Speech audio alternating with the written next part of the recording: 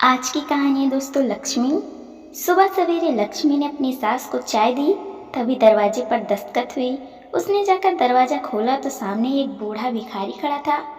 वह अक्सर उसके घर आ जाया करता था। लक्ष्मी भी उसे कुछ न कुछ दे दिया करती थी।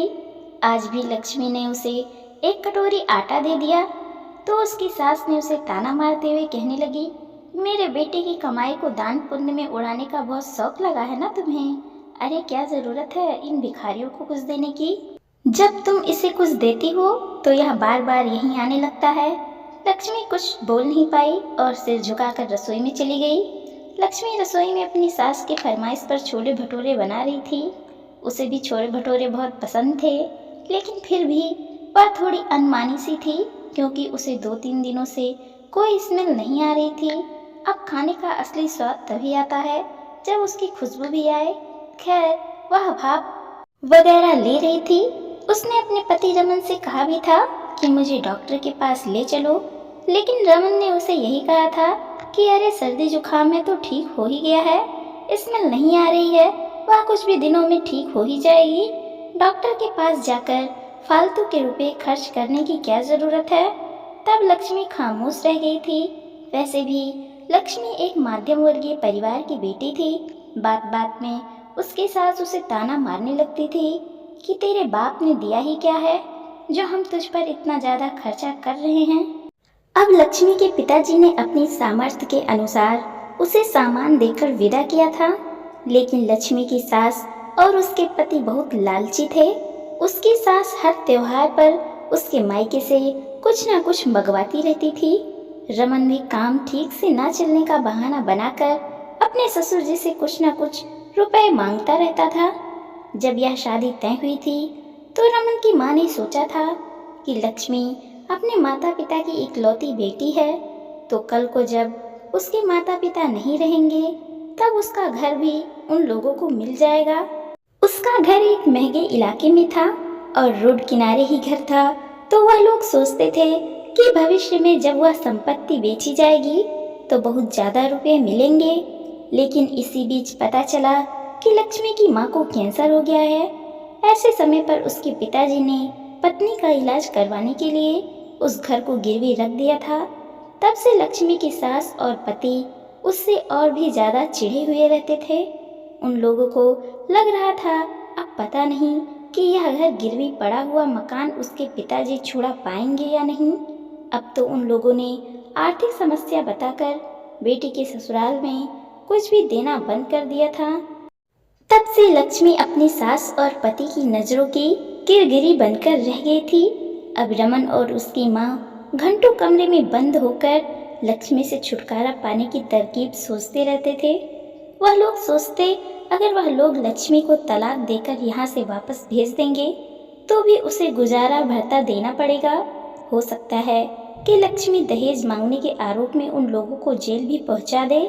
वह लोग काफी दिनों तक सोच विचार करते रहे और अनंत उन लोगों ने सोचा कि लक्ष्मी से छुटकारा पाने का एक ही तरीका है कि उसे किसी भी तरीके से सफाई के साथ रास्ते से हटा दिया जाए। उसके बाद रमन की दूसरी शादी करा दी जाएगी और फिर उसे ढेर सारा दहेज मिलेगा। रमन भी अपनी पत्नी से ऊब चुका था और जो लालची लोग होते हैं वह मुश्किल वक्त में सबसे पहले साथ छोड़कर भाग खड़े होते हैं। लक्ष्मी को पता ही नहीं था कि उसके खिलाफ कितनी बड़ी साजिश रची जा रही है। लक्ष्मी हमेशा अपनी सास की सेवा करके उनका दिल जीतने की कोशिश करती थी। पति की हर बात को आंख मूंद कर मान लेती थी ताकि सास और पति उससे खुश रहें। वह रुपयों की भरपाई अपने व्यवहार से कर लेना चाहती थी, लेकिन कुछ लोगों को व्यवहार नहीं बल्कि रुपये ही प्यारे होते हैं। अब उन दोनों के सामने सबसे बड़ी चुनौती यह थी कि कैसे सफाई से उसे रास्ते से हटाया जाए कि किसी को उन पर शक भी ना हो और उनके रास्ते का कांटा भी निकल जाए। एक दिन रात को खाने के बाद रमन अपनी माँ के कमरे में गया और उसने कमरा भीतर से बंद कर लिया। फिर वह दोनों बैठकर योजना बनाने लगे। बातों ही बातों में रमन कहने लगा, माँ मुझे एक उपाय सूझा है। इतना कहकर उसने अपनी माँ के कानों में सारी योजना कह सुनाई तो उसकी माँ खुश हो गई और कहने लगी, वाह बेटा क्या योजना बनाई है तूने। अब हम इस नाम की लक्ष्मी को रास्ते से हटा देंगे और अब उसके बाद हम दूसरी लक्ष्मी लाएंगे जो कि सचमुच रुपए पैसे की बरसात करेगी, या तो सच में बस नाम की लक्ष्मी बनकर रह गई है। जितनी लक्ष्मी मिल सकती थी वह हमने हासिल कर ली है, अब बस जल्दी से इससे छुटकारा पाना है। इस बात पर माँ बेटे दोनों खूब हंसने लगे। तभी उन्हें लक्ष्मी के पायल की आवाज़ सुनाई दी तो वह लोग खामोश हो गए। लक्ष्मी ने दरवाज़ा खटखटाते हुए कहा, माँ जी, आप लोगों का दूध। लक्ष्मी की सास ने रमन को इशारा किया तो रमन ने उठकर दरवाज़ा खोल दिया। दूध के 2 गिलास लेकर उसने फिर से दरवाज़ा उसके मुंह पर ही बंद कर दिया। लक्ष्मी की आंखों में आंसू आ गए और वह सोचने लगी कि क्या मैं इस परिवार का हिस्सा नहीं हूँ। यह लोग आपस में बैठकर क्या बातचीत करते रहते हैं, मुझे तो कभी अपने साथ शामिल करते ही नहीं। हमारी शादी को 2 साल हो गए हैं, लेकिन अभी भी मुझे पराया जैसा ही महसूस होता है। वह अपने हाथों से अपने आंसुओं को पोंछते हुए अपने कमरे में जाकर बिस्तर पर लेट गई। उस मासूम को क्या पता था कि उसके साथ क्या होने वाला है। तभी रमन हौले से मुस्कुराकर उठा और कहने लगा, देखो, तुम घरेलू कोई नुस्खा ट्राई मत करो, आज शाम को मैं तुम्हें डॉक्टर से दिखा लाऊंगा। यह सुनकर लक्ष्मी खुश हो गई और सोचने लगी, चलो देर से ही सही, मेरे पति ने मेरे बारे में सोचा तो सही। रमन नहा धोकर बिल्कुल तैयार था। लक्ष्मी ने उसकी ओर देखते हुए कहा, आज तो आप बहुत जल्दी तैयार हो गए, आज आपको ऑफिस जल्दी जाना है क्या? रमन कहने लगा, नहीं, माँ को मंदिर जाना था ना, तो मैं माँ को मंदिर लेकर जा रहा हूँ। लक्ष्मी कहने लगी, अरे वाह, मैं भी मंदिर चलूँगी आपके साथ। रमन हड़बड़ा गया और कहने लगा, अरे नहीं नहीं, तुम मंदिर जाकर क्या करोगी? लक्ष्मी अपनी बड़ी बड़ी पलकें उसके चेहरे पर गड़ाकर उसकी ओर आश्चर्य से देखने लगी। तो रमन बात को संभालते हुए कहने लगा, देखो, मुझे ऑफिस जाने के लिए देर हो जाएगी ना, तुम नाश्ता तैयार करके रखो, हम लोग जल्दी ही दर्शन करके वापस आ जाएंगे, तुम्हारे लिए प्रसाद ले आऊँगा मैं। इतना कहकर उसने प्यार से उसे गले से लगा लिया। लक्ष्मी उसके प्यार में भरे हुए छुअन को महसूस करके एक अलग ही सुकून से भर उठी और बिल्कुल खामोश हो गई। आज उसे रमन की बातों में प्यार और परवाह साफ महसूस हो रहा था। इतने सालों से वह इस प्रेम के लिए तरसी हुई थी। तभी उसकी सास रसोई में आई और कहने लगी, बहू, हमारे जाने के बाद जल्दी से नाश्ता बना लेना, मुझे बहुत भूख लग रही है, लेकिन आज तो दर्शन करने के बाद ही कुछ खाऊंगी। उसकी सास भी बहुत मीठे शब्दों में उससे बात कर रही थी। आज लक्ष्मी को बहुत खुशी महसूस हो रही थी। लक्ष्मी नहाने के लिए बाथरूम में घुस गई। वह रोज सुबह सवेरे नहा धोकर ही रसोई में जाती थी। तब माँ बेटे एक दूसरे को देखकर मुस्कुरा उठे। वह दोनों मंदिर जाने के लिए निकल पड़े। रमन ने पहले ही रसोई घर में जाकर गैस की पाइप को ढीला कर दिया था, जिससे कि पूरी रसोई में गैस भर गई थी। लक्ष्मी नहा धोकर रसोई में पहुंची। पूरी रसोई में गैस की स्मेल फैली हुई थी, लेकिन उसे तो कुछ महसूस ही नहीं हो रहा था। उसने लाइटर उठाया, तभी दरवाजे पर दस्तक हुई। लक्ष्मी ने लाइटर वापस रख दिया और तुरंत ही जाकर दरवाज़ा खोला। दरवाजे पर वही बूढ़ा भिखारी खड़ा था। उसे देखते ही लक्ष्मी हौले से मुस्कुरा उठी और कहने लगी, रुको बाबा, मैं आपके लिए कुछ लेकर आती हूँ। तभी उस भिखारी ने उसे रोकते हुए कहा, बिटिया, यहाँ पर इतनी दुर्गंध कैसी है? लक्ष्मी हैरान रह गई और कहने लगी, कैसे दुर्गंध बाबा, मुझे तो जुकाम है, कुछ समझ में नहीं आता। वह भिखारी घबराते हुए बोला, बिटिया, यह तो गैस की महक है। यह सुनते ही लक्ष्मी हैरान रह गई। वह भिखारी झट से घर के भीतर आया। उसने सारे खिड़की दरवाजे खोल दिए और कहने लगा, बिटिया, तुम घर के बाहर चलो, इतनी गैस से भरी हुई रसोई में तुम क्या कर रही थी? लक्ष्मी के हाथ पैर कांपने लगे। वह सोचने लगी कि अगर थोड़ी देर पहले यह बाबा ना आए होते और मैंने लाइटर जला दिया होता तो पता नहीं आज क्या होता। भिखारी उसका हाथ पकड़कर घर के बाहर ले आया।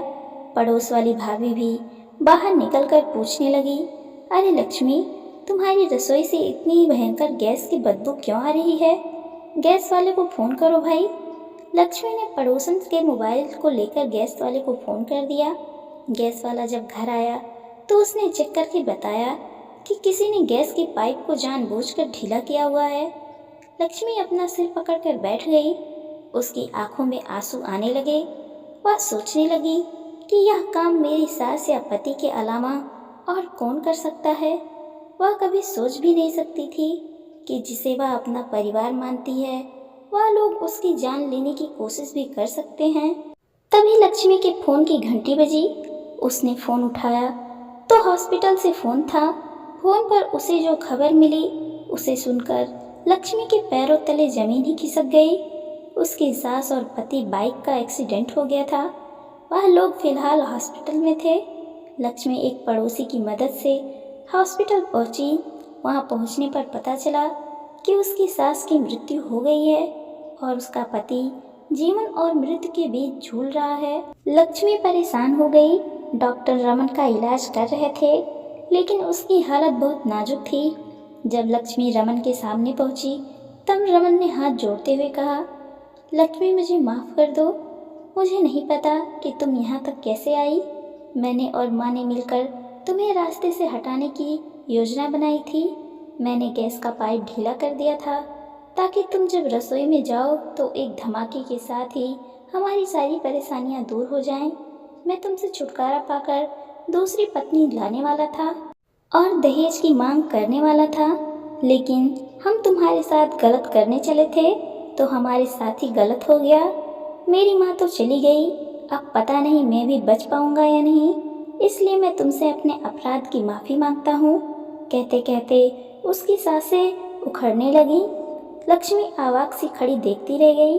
उसकी आंखें आंसुओं से लदबद भरी हुई थी और सोच रही थी कि इंसान चाहे कितनी भी चालाकियां कर ले, लेकिन ईश्वर के न्याय के आगे किसी की नहीं चलती। थोड़ी ही देर में रमन ने अपनी अंतिम सांस ली। लक्ष्मी बुत बनकर खड़ी रह गई। बाद में वह फूट फूट कर रो पड़ी और सोचने लगी कि इंसान लालच में अंधा होकर अपने हंसते खेलते परिवार को तबाह कर लेता है। काश कि रमन के मन में इतना लालच ना आया होता तो शायद आज वह लोग हंसी खुशी अपनी जिंदगी जी रहे होते। खैर, अब जो हो गया था उसे तो बदला नहीं जा सकता था। लक्ष्मी के खिलाफ षड्यंत्र करने वाले खुद ही इस दुनिया से जा चुके थे। लक्ष्मी अब अकेली पड़ गई थी तो वह अपने माता पिता के पास लौट गई। वहीं पर वह छोटे बच्चों को ट्यूशन पढ़ाने का काम करने लगी और ससुराल वाला घर उसने किराए पर चला दिया था। अब उसने सोच लिया था कि वह कभी शादी नहीं करेगी और बस अपने माता पिता की सेवा करते हुए अपनी ज़िंदगी गुजार देगी। दोस्तों, हमारी स्टोरी पसंद आई हो तो लाइक कीजिए, सब्सक्राइब कीजिए और ज़्यादा से ज़्यादा लोगों को शेयर कीजिए और देखते रहिए खुशबू मोटिवेशनल स्टोरी। धन्यवाद दोस्तों।